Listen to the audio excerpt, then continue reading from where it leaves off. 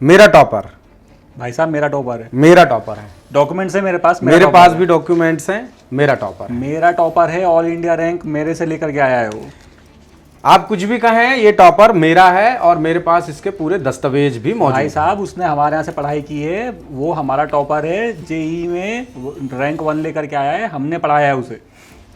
शुभम को हमने पढ़ाया है, वो हमारे यहाँ से पढ़ा है और मानो आप। हमारे यहाँ का टॉपर है। आप भी मत मानिए, हमारे यहाँ से पढ़ा हुआ है वो। ठीक है। तो ये जो बहस हम लोगों के बीच चल रही थी, मेरा टॉपर, आप भी सोच रहे होंगे कि आखिर ये क्या बहस चल रही है। तो आपको बता दें कि अभी joint entrance exam advance JEE advance 2026 का रिजल्ट आया है, जिसमें बिहार के गया के रहने वाले शुभम कुमार ने किया है टॉप। तो उसी शुभम का नाम लेकर हम बहस कर रहे थे, क्योंकि ये मसला सामने आ रहा है कि शुभम ने फला कोचिंग से कोचिंग की है और इसके बाद उन्हें AIAR 1 मिली है। इसी तरह दूसरी कोचिंग भी दावा कर रही है कि शुभम टॉपर बने हैं उनके यहाँ पढ़ के। कई तरह के दावे यहाँ सामने आ रहे हैं। तो आज मैं और अतुल इसी मुद्दे पर बात करने बैठे हैं कि आखिर शुभम ने किस कोचिंग से क्लासरूम कोर्स पूरा किया है। AIAR 1 लेकर आए हैं जेईई एडवांस 2026 में, और हम आपको शुभम की बात भी सुनाएंगे कि इस पूरे मसले पर, कोचिंग्स के दावे पर शुभम क्या कहते हैं। तो आपको थोड़ा सा ये मसला पूरा बता देते हैं। तो जैसा मैंने शुरुआत में कहा कि जेईई एडवांस 2026 का रिजल्ट आया है हाल ही में, और उसमें बिहार के गया के रहने वाले शुभम कुमार ने टॉप किया है।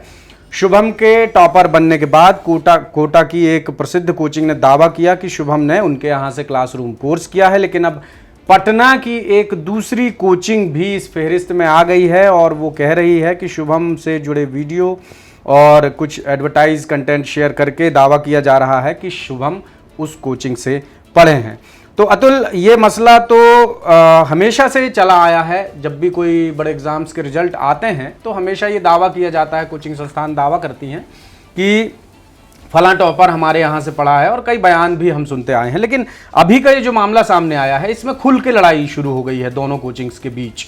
तो ये जो मसला है, ये मसला कहीं ना कहीं ये बताता है कि आज भी 2026 में जब हम AI के दौर में हैं, जब हम तकनीक के दौर में हैं, वहाँ पर भी श्रेय लेने की जो होड़ है कोचिंग्स के बीच में, वो कम नहीं हुई है। श्रेय लेने की होड़ कम भी कैसे होगी राम, क्योंकि ये जो पूरा श्रेय लेने की होड़ है और ये पूरी जो दौड़ मची हुई है, ये जुड़ी हुई है पैसे से। पैसा, वो भी कितना, लाख, 2 लाख, 5 लाख, 10 लाख, 1 करोड़, 10 करोड़ नहीं, ये खेल हजारों करोड़ों का है। तो जाहिर सी बात है, जब 1000 करोड़ कहीं पर दाव पर लगे हों तो कौन सी ऐसी कोचिंग होगी जो ये दावा ना करे कि जो टॉपर है वो उसके यहाँ से पढ़ा हुआ है।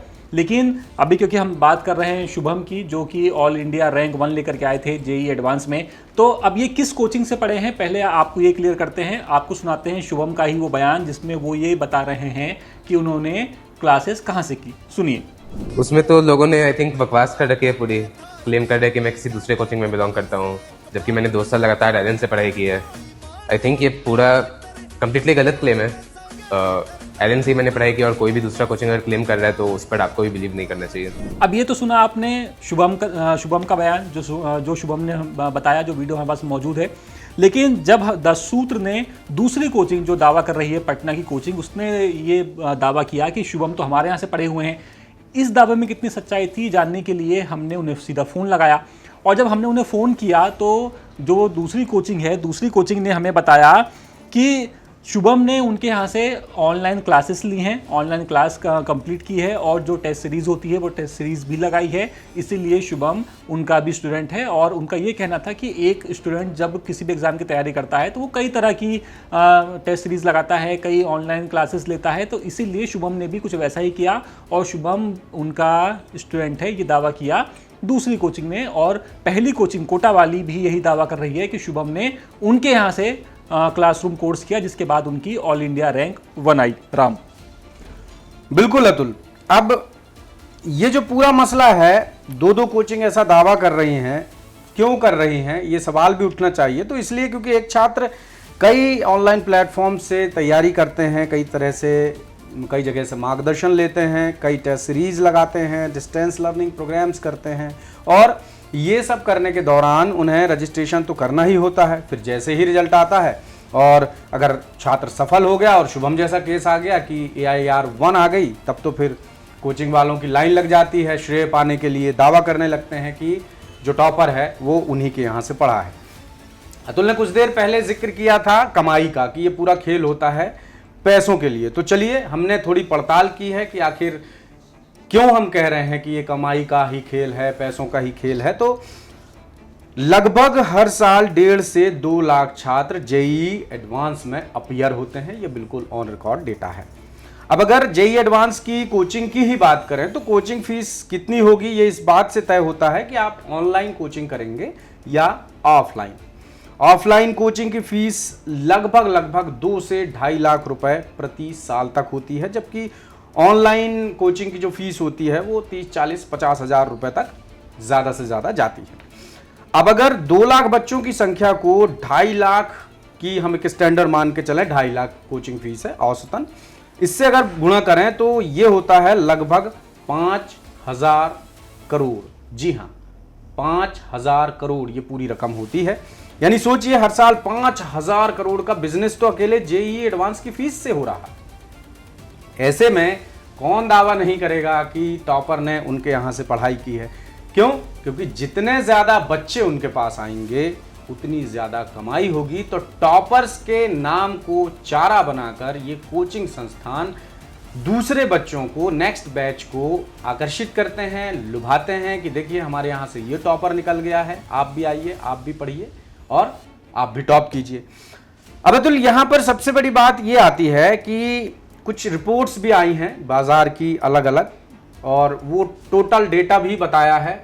कितना डेटा है अतुल? मुझे तो ये डेटा इतना लग रहा है कि इतनी तो मुझे लगता है कि 100-150 देशों की इकोनॉमी होगी। बिल्कुल, बाजार की जो अलग अलग रिपोर्ट्स हमें मिली, उस रिपोर्ट के आधार पर ये पता चला है हमें कि अकेले भारत में जो कोचिंग का बाजार है वो 58,000 करोड़ से 60,000 करोड़ के बीच का है।